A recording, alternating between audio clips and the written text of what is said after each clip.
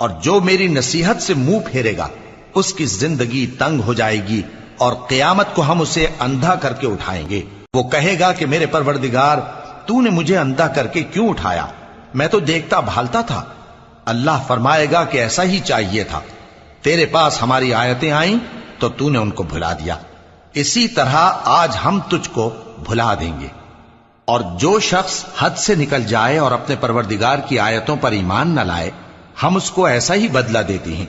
और आखिरत का अजाब बहुत सख्त और हमेशा बाकी रहने वाला है। तो क्या ये बात इन लोगों के लिए मूजिब हिदायत न हुई कि हम इनसे पहले बहुत से फिरकों को हलाक कर चुके हैं जिनके रहने के मकामात में ये चलते फिरते हैं। अक्ल वालों के लिए इसमें बहुत सी निशानियां हैं। और अगर एक बात तुम्हारे परवरदिगार की तरफ